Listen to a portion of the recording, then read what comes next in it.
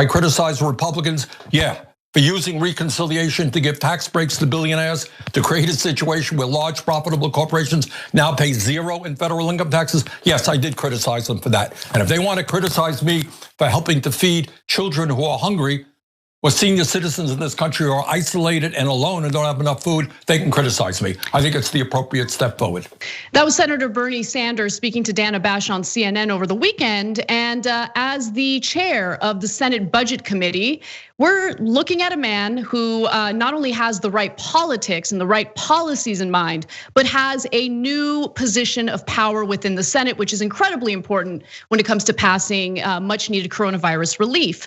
Now, we're getting word that there are moderate Democrats who have joined forces with Republicans to essentially air their grievances in regard to Joe Biden's coronavirus relief proposal, a $1.9 trillion proposal that, in my honest opinion, doesn't go far enough in providing the relief that Americans need. But nonetheless, it's certainly more robust than what we've seen from recent versions of relief, including the $900 billion relief bill that was passed by moderates in both the House and the Senate. Now, with that said, I want to give you some details about what happened, in a Zoom call with moderates, both in the Senate and the House. And then I'll give you a little taste of what Bernie Sanders plans to do to move forward and why it's so important for him to have that position of power.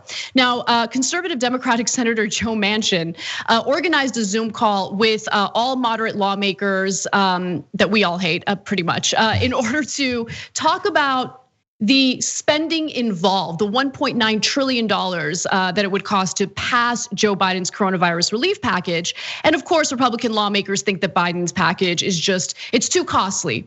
So as the Washington Post reports, Senator Susan Collins, who had no problem helping to pass tax cuts for the rich in 2017, said this: there are still a lot of unanswered questions. Most notably, how did the administration come up with $1.9 trillion required, given that our figures show that there's still about $1.8 trillion left to be spent?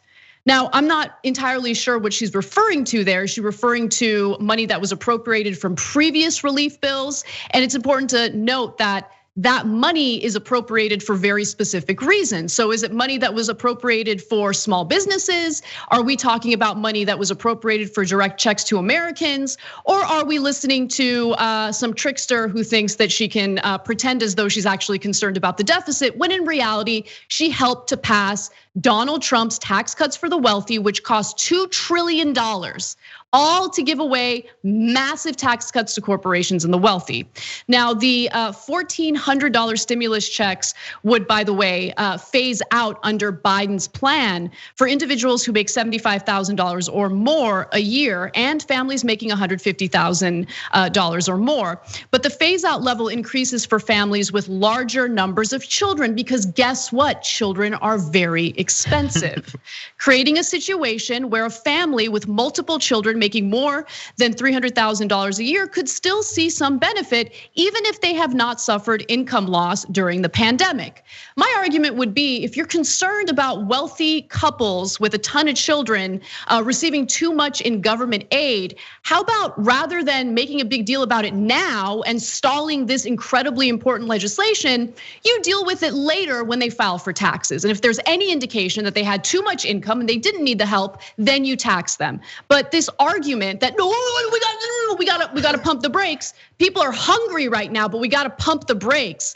That is not a convincing argument right now at all. And finally, of course, Senator Mitt Romney described the nearly $2 trillion price tag of Biden's plan as pretty shocking, pretty shocking. I would argue that Congress neglecting its constituents is pretty shocking and pretty disgusting. But Ben, before we get to more Bernie Sanders videos, I wanted to get your thoughts. First of all, that was amazing. Everything that you just said was so important, and you cut right to the core of it. I was sitting behind the scene, just like clapping my hands, because let's face it, Susan Collins is gaslighting us, right? I think she is too wise and too experienced to not know what she's talking about. So since I know she knows what she's talking about, the only real solution here for this equation is that Susan Collins is gaslighting us along with all the other Republicans. And Democrats need to understand something. This is the game that they're going to play every step of the way. We cannot flinch whatsoever. They had no regard for the deficit or the debt when they gave the 1.9, well, they gave 2 trillion in tax cuts in 2017. So we should have no regard for what it takes for us to help the Americans recover from the disaster of COVID-19 and the Trump administration. Absolutely. So the Senate still has a legislative filibuster, something we've been talking about on this show quite a bit. And that legislative filibuster indicates that the Senate would need 60 votes in order to pass this coronavirus relief bill. Now, obviously, that is going to be a difficult hill to climb. In fact, it's very likely impossible for enough Republicans to sign on to the legislation to get the 60 votes necessary to pass the bill, which is why Bernie coming in and having this position of power as the chair of the Senate Budget Committee is so crucial, because what he can do is use a method known as reconciliation in order to pass legislation pertaining to the budget, okay, pertaining to coronavirus relief through a simple majority. Now, I'm oversimplifying the process.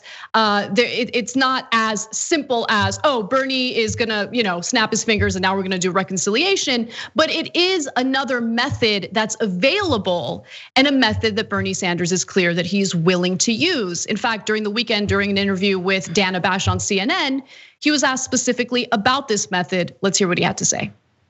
So you've suggested that Democrats might need to use a process called reconciliation, which requires only 51 votes instead of the 60 to pass the coronavirus relief plan. You just heard Mitt Romney say that Republicans like him have shown that they are ready to compromise. So should Democrats move to pass coronavirus relief with 51 votes if they can't get Republican support, say, before the impeachment trial? Well, I don't know what the word compromise means. I know that working families are living today in more economic desperation than since the Great Depression. And if Republicans are willing to work with us to address that crisis, welcome, let's do it. But what we cannot do is wait weeks and weeks and months to go forward. We have got to act now. That is what the American people want. Now, as you know, reconciliation, which is a Senate rule, was used by the Republicans under Trump to pass massive tax breaks for the rich and large corporations. It was used as an attempt to repeal the Affordable Care Act. And what we are saying is, you use it for that, that's fine. We're gonna use reconciliation, that is 50 votes in the Senate plus the vice president, to pass legislation desperately needed by working families in this country right now. You did it, we're gonna do it, but we're gonna do it to protect ordinary people, not just the rich and the powerful. And it's important that Bernie Sanders is using the comparison to the Great Depression, because remember, the Great Depression didn't just impact the United States. The Great Depression was something that impacted every country.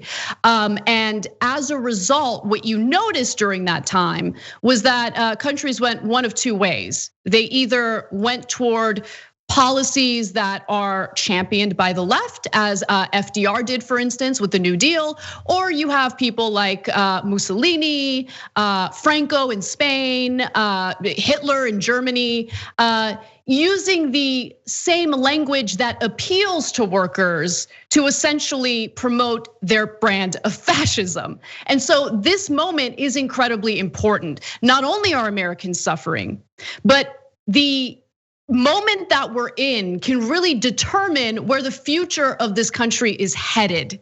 And that's why looking to history to understand the gravity of this moment is incredibly important. Ben. Yeah, no, nothing but respect for my president. I mean, for Bernie Sanders in his position, because I'm actually grateful that he's going to be able to speak this way for the next few years, because this is the type of language that we need to be spoken across the airwaves every single day. We need to show the hypocrisy of this country being willing to do anything for the wealthy, for corporations, but nothing for the American people. So to hear Bernie Sanders make it clear, like, yes, we're going to use the same procedure procedure that you used to get what you wanted, but we're gonna do it to help the American people. So nothing but love for my president. Now, Bernie, during the negotiations regarding Donald Trump's tax plans, was incredibly critical of Republicans and their use of reconciliation, and so he was called out for that during this interview. And I think his response was important. Let's watch. You mentioned that Republicans have used the so-called reconciliation process before, like in 2017, to try to kill Obamacare. You accused them of abusing the process back then. You said, quote, "The function of reconciliation is to adjust federal spending and revenue, not to enact major changes in policy." But you alluded to this. You are the chairman of the Budget Committee, or going to be. You are already talking about using this tactic for things like paid family and medical leave, for universal pre-K and childcare, for climate change, tuition-free college, eliminating student debt, and the $15 minimum wage. How is that not what you criticize Republicans for doing? Well, the devil is in the details of what we want to do and when we want to do it and when we have to do it. What we are talking about, by the way, are two separate reconciliation packages. Number one, the emergency one right now. Right. Get direct checks, get those checks into people's pockets right now so they can feed their families. And make sure that people are not evicted from their homes. Make sure that states have the funds they need to get vaccines into people's homes. That's what we've got to do right now. And then as soon as that is done, we have to rebuild this economy.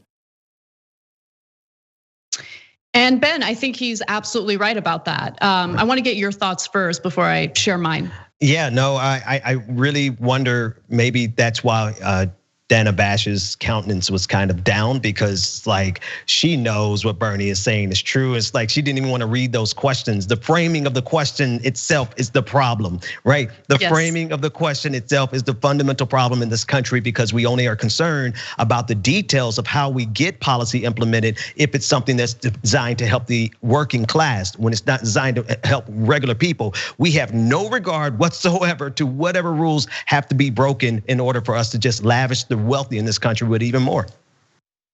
Yeah, absolutely. I agree with you on the framing of the question, but I think that it did provide a fantastic opportunity for Sanders to juxtapose what the priorities of Republican lawmakers have been versus what the priorities of progressives like Senator Sanders have been. So look, if you look at polling from 2017, prior to Congress passing the tax cuts to the wealthy, the public was not on board for those tax cuts.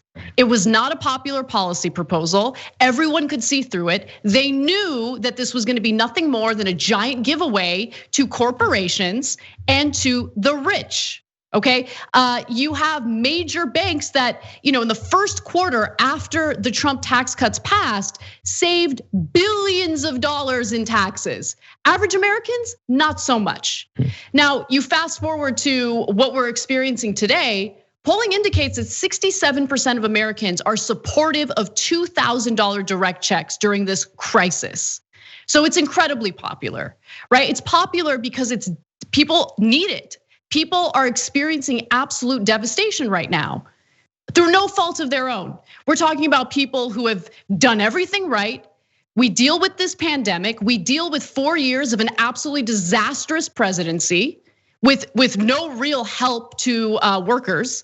And when you force people to stay home in the middle of a pandemic and they don't have a source of income, the government needs to do what the whole point of the government is, what the whole point of a centralized federal government is. It's to respond to these types of crises, and we did not see that in a way that really addresses what Americans are going through. There was an asymmetric response that overwhelmingly looked out for people in positions of power and privilege, whereas the average American was left behind, much like what we experienced following the 2008 economic collapse.